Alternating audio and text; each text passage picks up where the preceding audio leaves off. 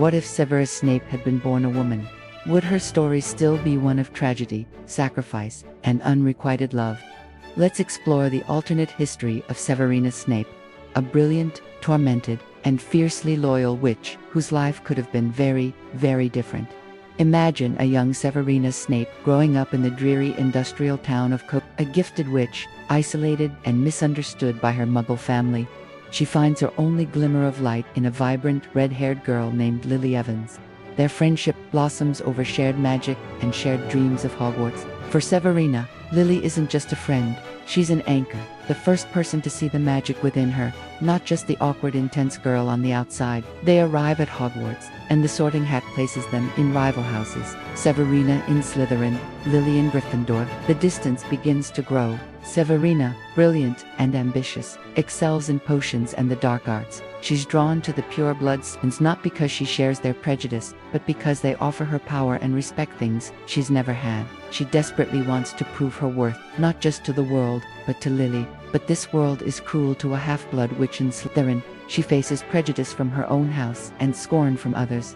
The Gryffindors, especially James Potter and Sirius Black, see her as a dark, brooding Slytherin, a target for their relentless bullying. It's not just schoolyard teasing, it's targeted harassment that chips away at her self-worth. Lily tries to defend her, but the chasm between their houses and their friends widens with every cruel jinx and taunt. The breaking point is the same. After a particularly humiliating public attack by James, Severina, in a moment of pain and rage, calls Lily the word, a venomous slur, escapes her lips, and she sees the hurt in Lily's eyes. It's a mistake she can never take back. The friendship shatters. Severina is truly alone now, pushed further into the shadows, and into the waiting arms of the rising Dark Lord. She joins the Death Eaters, believing Voldemort can create a world where her power will be respected, where she finally belongs. But her heart still belongs to Lily. When she learns of the prophecy that a child born at the end of July will have the power to vanquish the Dark Lord, she panics. She knows Lily is pregnant.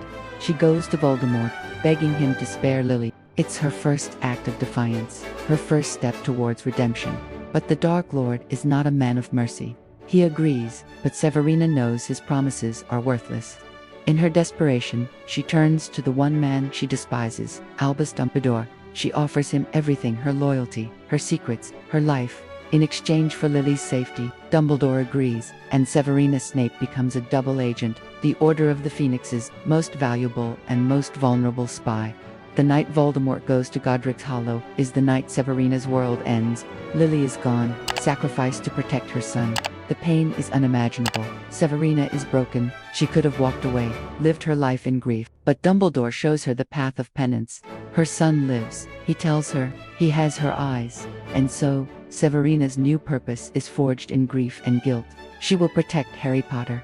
She becomes the potions master at Hogwarts, a harsh, bitter teacher who seems to despise the boy who lived. Her resentment towards James Potter is impossible to hide, and every time she looks at Harry, she sees James's face, but Lily's eyes a constant, painful reminder of everything she lost.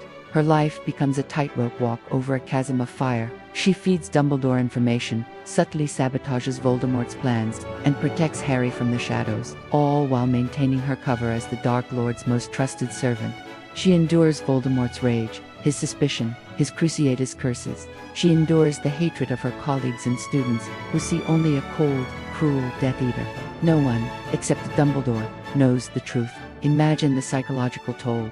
Every sneer at Harry is a mask for her fierce, protective love. Every act of cruelty is a calculated move in a deadly chess game. When she has to kill Dumbledore, it is her ultimate sacrifice. She accepts the world's condemnation, becoming the most hated woman in the wizarding world to fulfill the plan that will ultimately save it. She damns her own soul in the eyes of everyone else to protect the son of the woman she loved. As headmistress of a Death Eater-controlled Hogwarts, she walks a razor's edge. She appears to enforce a brutal regime, but behind the scenes, she shields the students as much as she can. She works with the portraits of former headmasters, secretly guiding Harry towards the Horcruxes and the final confrontation. Her end is tragic and swift. Voldemort, mistakenly believing she is the master of the Elder Wand, sets his snake on her.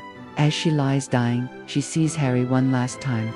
She gives him her memories, her final gift. It's a flood of truth, of a lifetime of pain, sacrifice, and unwavering love. "Look at me," she whispers, wanting to see Lily's eyes one last time. In those final moments, Harry finally understands. He sees the bullied girl, the loyal friend, the heartbroken woman, the brave spy. He sees the true Severina Snape. Her story isn't just about unrequited love. It's about a woman who made terrible choices, but spent her entire life atoning for them. She was a hero who lived as a villain, a protector who wore the mask of a tormentor. Severina Snape's legacy is a complex tapestry of darkness and light, proving that love, in its fiercest and most desperate form, can be the most powerful magic of all. What do you think? Would Severina Snape's story have been more or less tragic than Severus's? Let me know your thoughts in the comments below. Thanks for watching, and don't forget to subscribe for more deep dives into the worlds we love.